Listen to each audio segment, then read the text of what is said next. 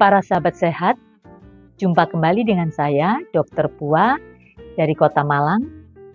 Tentunya di channel yang sama, yaitu Puas Channel, Edukasi Kesehatan Wanita Menuju Hidup yang Berkualitas. Berkaitan dengan kualitas hidup kita sebagai wanita, bincang-bincang kita kali ini akan membahas mengenai pertanyaan dari beberapa pasien, yaitu mengenai apakah setiap tumor kandungan itu harus dioperasi. Nah, para sahabat sehat, sebelum lebih jauh mengenai perlu operasi atau tidak ya, perlu saya jelaskan kalau para sahabat sehat mendengar kata-kata tumor itu jangan langsung parno atau takut atau shock atau stres. Karena tumor itu tidak sama dengan kanker ya. Perlu saya garis bawahi sekali lagi, tumor itu adanya benjolan atau pertumbuhan daging begitu, entah itu jinak, entah itu ganas, itu tetap disebut tumor kan. Nah, jadi kalau katakanlah para sahabat sehat ini periksa kemudian dinyatakan, Ibu atau Kak ini ada miom atau oh ini ada kista, wah langsung shock karena begitu mendengar kata tumor langsung pemikirannya harus operasi dan sebagainya. Nah, sudah ya jelas ya. Jadi di awal sebelum kita membahas lebih jauh sudah saya tegaskan bahwa tumor tidak sama dengan kanker. Nah, sekarang menjawab pertanyaan tadi. Apakah setiap tumor harus operasi? Nah, ini juga perlu saya jelaskan lagi. Sudah pernah saya tayangkan dalam channel yang lalu ya, saya lupa ya, mungkin tepatnya hampir 1 tahun yang lalu atau 6 bulan yang lalu, yang mengenai judul apa itu tumor kandungan. Di situ kan sudah saya jelaskan. Kalau orang mendengar kata miom, itu kita harus tahu bahwa tumornya itu berada di dalam rahim. Kalau saya ibaratkan alpukat, dibelah, ada dagingnya, ada bijinya. Nah, miom itu bijinya ya. Paham ya? Kalau misalkan dokter mengatakan ada kista ovarium itu bukan di dalam rahim, tapi di daerah atau di dalam indung telurnya, ovarium. Tempatnya di luarnya rahim. Jelas ya? Jadi tumor kandungan itu kalau orang awam mengatakan tumor kandungan itu sebenarnya ada 2, ada yang di dalam rahim, miom, adenomyosis dan yang lain, atau di luar rahim seperti kista itu tadi.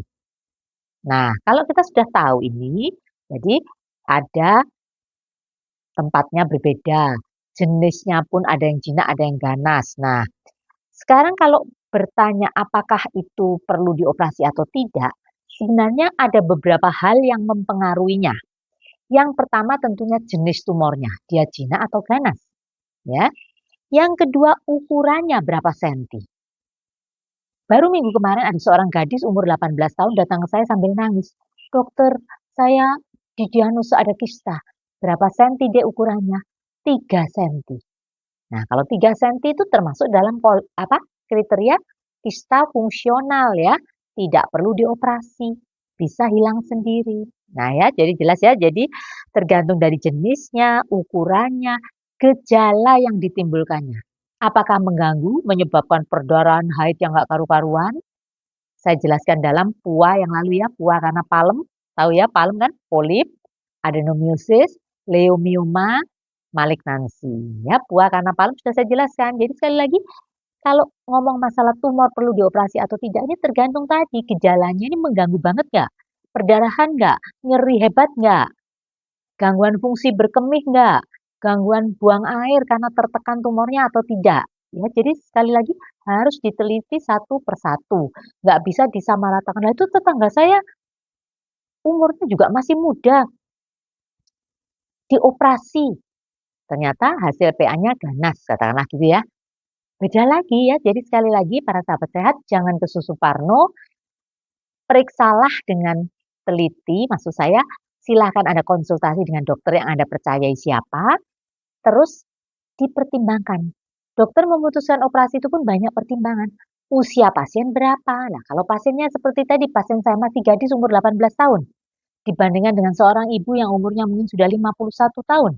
Beda lagi loh cara penata laksanaannya ya. Jadi sekali lagi, fungsi reproduksi masih diperlukan atau tidak, begitu ya. Jadi sekali lagi, jenis tumor sudah, ukuran, gejala, umur pasiennya bagaimana, jinak atau ganas, kemudian ada gangguan tidak, maksud saya tadi ya, tidak hanya ukurannya cepat besar atau tidak, tapi mengganggu fungsi tidak, nyeri tidak, begitu. Nah, kemudian eh, ciri-ciri secara gampang saja. Kalau dikatakan, dokter saya ini didiagnosa miom sudah sejak 15 tahun yang lalu. Jadi minggu lalu saya punya pasien mengalami miom itu 15 tahun. Ya kalau sampai sekarang dia baik-baik saja, hanya dia mengatakan kok perut saya rasanya sebah karena tambah besar ya miomnya. Kalau 15 tahun ya sudah pasti bisa diprediksi bahwa miomnya itu golongan jinak. Karena kalau ganas kan nggak mungkin bertahan 15 tahun. Oke, jadi itulah salah satu ciri. Kemudian berat badannya bagaimana Bu? Oh saya ini dokter makan sudah sedikit kok berat badan saya tambah naik. Kalau ganas nggak mungkin berat badannya tambah lama tambah gemuk ya. Pasti tambah lama tambah kurus begitu ya. Ukurannya bagaimana, berat badan stabil tidak, mengganggu fungsi tidak ya. Nah, terus kalau sudah ngomong, ya sudah memang ini sudah nggak bisa nggak tiap bulan perdarahan sampai transfusi darah dan umur ibu ini katakanlah sudah 48 tahun sudah tidak memerlukan fungsi reproduksi untuk punya anak begitu. Nah, dokter akan mempertimbangkan operasi itu pun bagaimana? Hanya diambil tumornya saja, miomnya saja atau kistanya saja, ataukah harus diangkat semua dengan kandungannya? Nah, ini juga akan menimbulkan dampak yang pernah saya jelaskan yang lalu. Bisa terjadi menopause dini dan sebagainya. Jadi sekali lagi, tidak bisa disamaratakan mungkin para pecinta puas channel saat ini ada yang mengatakan, dokter, saya ini sudah divonis harus operasi karena begini-begini. Nah itu tetangga saya sama-sama punya miom, tapi kok katanya nggak apa-apa. Nah sekali lagi, tidak bisa disamaratakan antara satu pasien dengan pasien yang lain. Silakan konsultasi dengan dokter Anda dan minta kejelasan. Jangan sekedar, mohon maaf sekali lagi, kemarin saya punya pasien seorang gadis tadi, orang tuanya ngotot, dokter sudah nggak tahan lihat dia tiap haid, kesakitan hebat, minta dioperasi saja. Loh, Pak, anaknya masih gadis, umurnya masih 18. Iya, nggak apa-apa. Loh, kok nggak apa-apa gimana? Kalau dioperasi, operasinya apa dulu? Nggak apa-apa, diangkat aja sekalian kandungannya. Lah, lah, lah. Kalau diangkat kandungannya kan nanti menopause dini, nggak apa-apa. Nanti nggak bisa punya anak, Pak, nggak apa-apa. Itu jawaban apa? Sesaat. Karena mungkin sebagai orang tua nggak tega lihat anaknya kok kesakitan. Saya sebagai dokter kandungan berusaha untuk menenangkan, saya jelaskan sedikit demi sedikit, satu demi satu, supaya paham dan tidak ngotot untuk minta operasi ya. Jadi sekali lagi tidak harus operasi, memang setiap tumor kandungan tidak harus operasi. Tergantung tadi yang sudah saya jelaskan di depan, mulai dari ukurannya, mengganggu fungsi tidak, jinak atau ganas dan sebagainya. Kalaupun pada akhirnya dengan segala macam obat kok enggak bisa, dengan kiret kok tetap perdarahan dan kesimpulan akhir harus operasi pun, dokter juga akan mempertimbangkan operasinya itu apa tindakannya. Sekedar diambil tumornya saja ataukah diangkat total.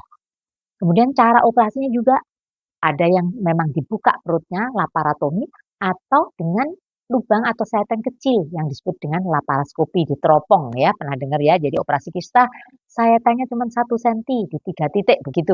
Nah, itu namanya laparoskopi. Nah, pada kesempatan yang baik ini kita tidak membahas bagaimana teknik mengoperasinya ya, itu kewenangan daripada dokter. Tapi kalau misalkan itu memang harus keputusan pada operasi, Anda harus sejelas-jelasnya minta diterangkan apa yang akan diambil, dampaknya apa dan sebagainya supaya tidak ada penyesalan di kemudian hari ya. Para sahabat sehat itu tadi mengenai apa? Teknik atau cara operasinya kalau memang harus operasi. Tapi sudah jelas saya ulang-ulangi sejak awal tidak harus setiap tumor dioperasi. Oke. Kemudian kalau sudah dikirim ke PA ya laboratorium kan akan tahu hasilnya itu jinak atau ganas. Nah ini juga menentukan kalau jinak cukup hanya operasi saja. Kalau ganas ada terusannya baik itu kemoterapi ataupun radioterapi, radiasi begitu ya. Nah para sahabat sehat sebelum saya akhiri tayangan kali ini saya ingin memberikan tips dan trik sederhana untuk mencegah tumor kandungan. Ini yang penting kan? Kan mencegah lebih baik daripada mengobati. Berulang kali saya tekankan, pola hidup sehat. Nah, dalam tayangan yang lalu sudah saya sampaikan. Pola hidup sehat meliputi satu, pola diet, gizi seimbang, tidak makan yang banyak mengandung bahan pengawet ataupun golongan fast food, ya. Buah-buahan, sayur-sayuran boleh, minum air putih yang banyak. Itu salah satu tips dan trik mengenai pola diet yang sehat. Yang kedua, pola hidup yang sehat termasuk pola apa? Tidur, istirahat. Nggak bisa begadang dibalik-balik, siang tidur, malamnya melek sampai pagi, dugem dan sebagainya. Mungkin ada yang protes, dokter saya kan pekerjaannya di rumah sakit, ada shift dinas malam. Ya kalau dinas kan nggak setiap hari yang dinas malam. Jam 9 sampai jam 7 pagi pulang bisa istirahat dan itu pun tidak tiap hari ya. Ada shift pagi, ada shift siang, ada shift malam. Nah, sudah ya pola diet sudah, pola hidup, pola istirahat. Pola yang paling penting lagi, apa? Pola pikir. Tadi sudah saya katakan, kalau pola pikirnya stres, parno, mikir saya punya tumor, saya nanti operasi, saya diangkat kandungannya, saya nanti menopause dini, saya nanti nggak bisa menjalankan fungsi sebagai istri, dan sebagainya. Itu akan mempercepat pertumbuhan besarnya tumor itu jadi cepat banget. Kalau tumor ini dicuekin, maksudnya dicuekin bukan berarti tidak diperiksa, maksud saya ya udahlah saya tahu bahwa saya ini punya kista, tapi karena dokter sudah nyatakan kista saya ini kista fungsional hanya 3 senti nggak perlu operasi, ya sudah kita tetap hidup sehat, dengan semangat, jangan lupa bahagia ya toh. Saya tayangkan tadi dalam, video short saya, belajar dari apa, filosofi ikan ya. Ikan itu berwarna-warni, dia ceria, aktif, berenang di dalam air, artinya apa? Hidup ini penuh dengan warna-warni. Kita jalani dengan semangat, kita jalani dengan apa, satu semangat untuk bisa bermanfaat buat orang lain. Seperti tadi filosofi ikan, ikan membuat orang lain bahagia, lihat warnanya seneng. Kalaupun dia sampai akhirnya digoreng, dimakan kan bermanfaat bagi orang lain ya. Tapi, saya tuh tadi terbersit untuk mengatakan ini supaya apa toh? Ayo sekarang mumpung ini kan kita sudah menapak tahun yang baru kan, tahun 2025, sudah berjalan beberapa hari, kita punya resolusi nggak usah muluk-muluk. Salah satunya tadi pola hidup sehat itu, resolusi tahun 2025. Oke, para sahabat sehat, sudah cukup jelas penjelasan mengenai bahwa tumor kandungan tidak harus perlu dioperasi.